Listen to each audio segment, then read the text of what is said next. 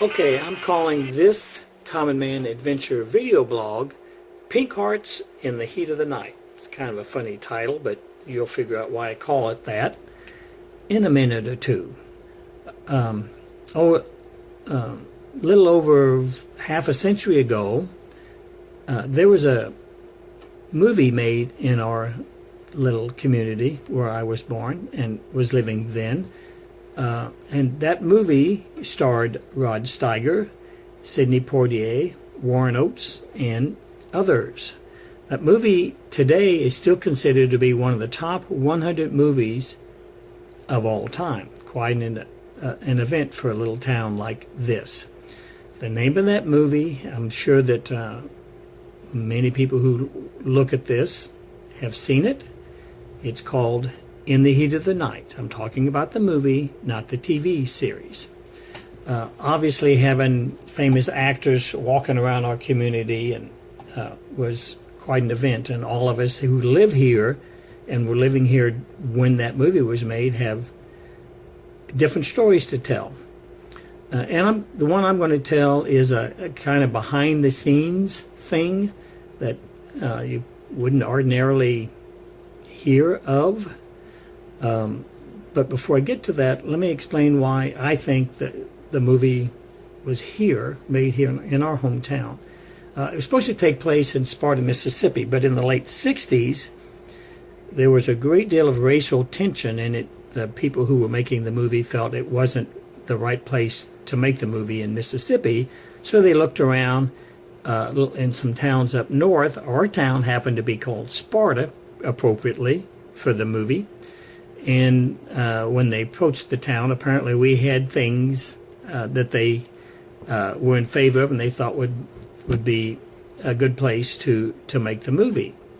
So they did. They came here. And fortunately for us, we have lots of memories, good memories. But I want to talk about something that I had a bird's eye view of watching when they made the movie. Everybody else, this was the dead body scene. Everybody was lined up downtown to watch them make that. Warren Oates was driving down the alley where they found the dead body, got out of his police car, and got over the body, discovered it, and ID'd it and all that. And then the people were gathering around downtown.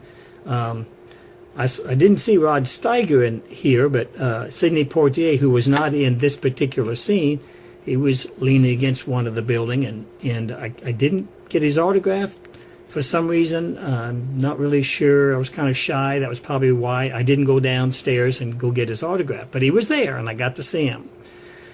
But anyway, in this particular scene, as I said, Warren Oates had to drive down the alley and discover the body.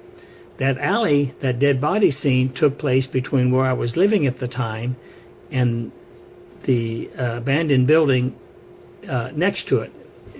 And the body was found between these two buildings, mine, where I was living, and the building next door.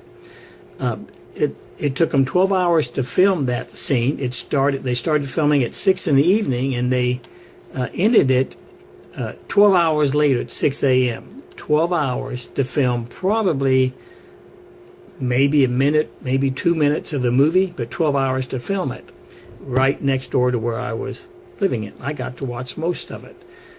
I was living where my bedroom window was just above that scene, so I got to climb out of my bedroom window and get on the roof and peer down at the actors below and what was taking place. Sometimes I know for a long time I was a little concerned about them actually catching my head, peeking out over the roof, watching them do it. Obviously, either they cut it out or I didn't do that. But to set up for that scene, it was at night, and they needed the perfect lighting, so they had a lighting technician. That was his job before they started filming, and what he had to do was mount his light, some light stands on top of the building, the abandoned building next to me. So he put the ladder on that building, and he was supposed to climb up to the top, and then he went back to his truck. This guy was a great big burly guy. He looked like could play for the Chicago Bears back then. defensive end or something. Big old burly guy. But anyway, he went back and to his truck, and he got the big old light stand. Remember, this is the 60s, so technology was quite a bit different. He had to haul this light up, put this big old heavy light, probably weighed, I don't know, 50, 60 pounds. He had to put that on his shoulder and grab a hold of the rung with his other hand and go up one rung at a time to the top. And then he started doing that, and he got a little over 50% of the way, halfway up the ladder. And suddenly, while I was watching the people down below, looking for Sidney Poitier and others, there was this raucous laughter. And when I turned my focus back around to this guy on the ladder, which is where they were looking, as I said, he was about 50% of the way up there. His pants were down around his ankles. His pants had fallen down.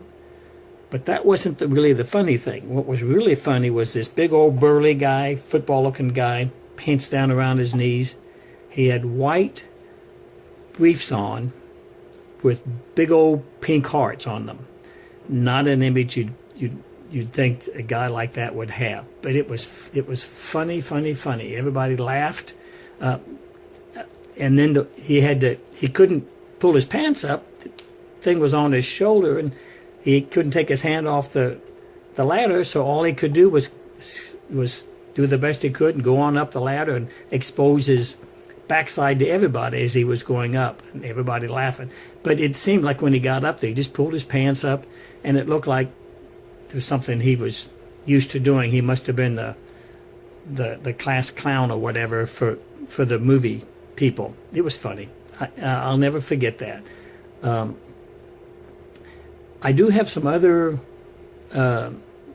memories I'll probably share at another blog, but just the idea of having a real famous movie in our hometown was quite an event for us.